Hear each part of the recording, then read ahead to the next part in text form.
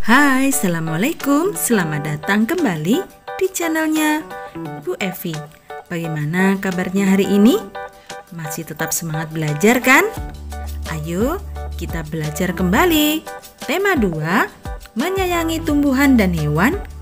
Subtema 1, manfaat tumbuhan bagi kehidupan manusia pada pembelajaran yang ke-6. Kali ini kita akan belajar tentang menceritakan kembali isi dongeng dalam bentuk gambar, menuliskan perbuatan baik yang ada pada isi dongeng, menggambarkan pengalaman mendoakan orang lain, serta membuat bentuk penjumlahan yang memiliki sifat pertukaran.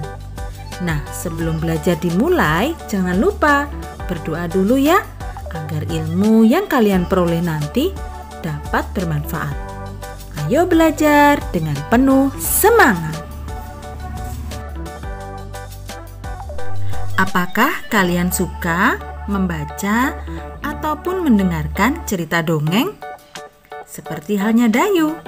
Dayu senang dengan dongeng yang menceritakan kebaikan. Kali ini Dayu membaca dongeng tentang kebaikan hati seorang petani. Ayah Dayu pernah bercerita tentang pekerjaan petani. Petani menanam benih tanaman di sawah atau ladang. Setiap hari, petani menyiram dan merawat tanaman yang ditanamnya. Hingga akhirnya, tanaman-tanaman tersebut siap dipanen.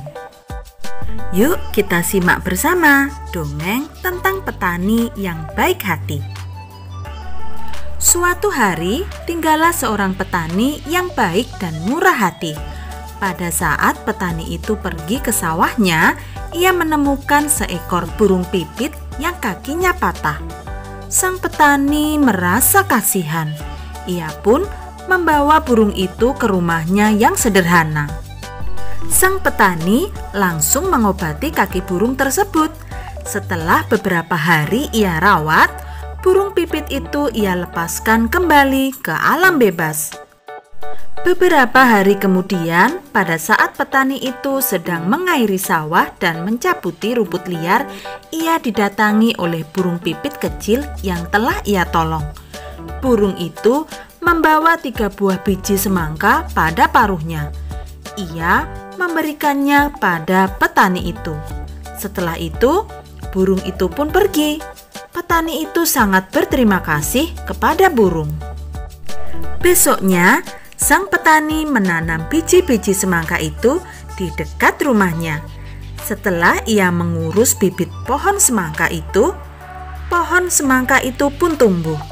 Semakin lama, pohon itu semakin besar. Akhirnya, pohon semangka berbuah. Petani itu sangat senang. Ia mengambil ketiga buah semangka itu. Pada saat ia membelah buah semangka yang pertama, keluarlah beberapa bongkah emas dan berlian yang berkilauan. Petani itu merasa sangat kaget, bercampur senang. Lalu, ia membelah semangka yang kedua. Ternyata, isinya adalah bahan-bahan bangunan. Petani itu merasa sangat bahagia. Lalu, ia membelah semangka terakhir. Ternyata, keluarlah para pekerja yang siap membangun istana yang megah untuk ia tinggali. Akhirnya, karena kebaikan dan ketulusan petani itu, sekarang ia menjadi orang yang sangat kaya raya. Ia selalu membagikan hartanya kepada orang yang kekurangan dan selalu menolong orang yang butuh pertolongan. Nah, bagaimana adik-adik?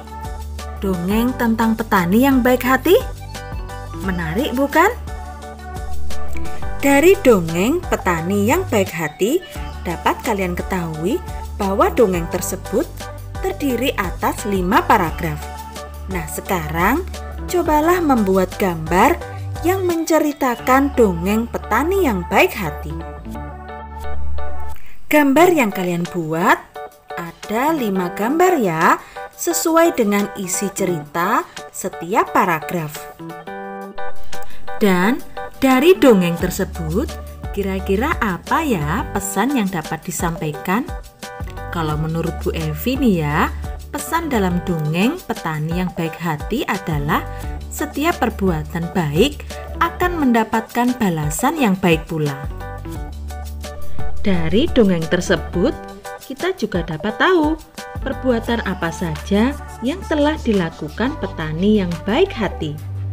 Di antaranya adalah mengobati kaki burung pipit yang terluka, melepaskan burung pipit ke alam, berterima kasih kepada burung pipit yang telah memberinya bibit semangka, merawat bibit semangka hingga berbuah, selalu membagikan hartanya kepada orang yang kekurangan, serta menolong orang yang butuh pertolongannya. Lalu, menurut kalian, mengapa kita harus berbuat baik kepada semua makhluk hidup, khususnya kepada tanaman?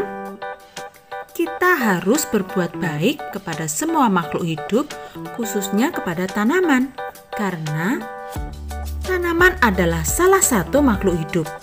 Selain itu, tanaman juga memiliki banyak manfaat bagi kehidupan manusia. Beberapa manfaat dari tanaman bagi manusia diantaranya adalah tanaman menjadi sumber bahan pangan manusia. Tanaman juga menghasilkan oksigen yang dipakai manusia untuk bernafas. Tanaman juga dapat digunakan sebagai bahan obat-obatan. Tanaman dapat digunakan sebagai bahan pakaian. Dan tanaman juga dapat membuat lingkungan menjadi lebih sejuk. Nah, sekarang coba gambarkanlah pengalamanmu bersikap baik kepada orang lain, khususnya saat mendoakan orang lain. Dayu dan teman-temannya mengunjungi kebun manggis. Kebun manggis itu milik Paman Dayu. Dayu dan Siti membantu memasukkan buah manggis ke dalam karung. Karung Dayu berisi 540 manggis. Karung Siti berisi 590 manggis. Berapakah jumlah manggis dalam karung Dayu dan Siti? Dari persoalan tersebut, maka dapat dibuat bentuk penjumlahan dengan pertukaran sebagai berikut. 540 ditambah 590 sama dengan 590 ditambah 540. Hasilnya adalah 1130.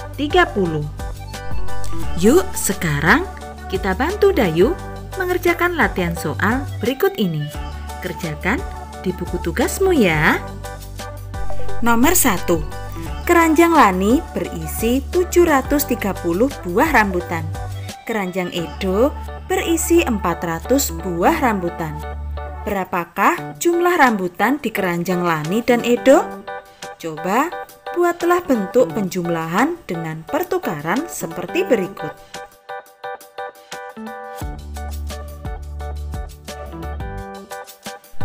Nomor 2. Udin dan Lani membantu panen tomat di kebun Nenek Lani. Udin mengumpulkan 630 buah tomat. Lani mengumpulkan 450 buah tomat. Berapa jumlah buah tomat yang dikumpulkan Udin dan Lani? Nomor 3. Beni menyapu halaman rumah nenek yang luas. Ia mengumpulkan daun-daun kering dalam 2 kantong plastik besar. Kantong plastik hitam berisi 780 helai daun kering. Kantong plastik putih berisi 578 helai daun kering. Nah, adik-adik, demikianlah pembelajaran kita kali ini. Semoga ilmu yang kalian peroleh dapat memberikan banyak manfaat. Tetap semangat belajar dan jaga kesehatan. Kita berjumpa lagi pada pembelajaran berikutnya. Terima kasih. Wassalamualaikum.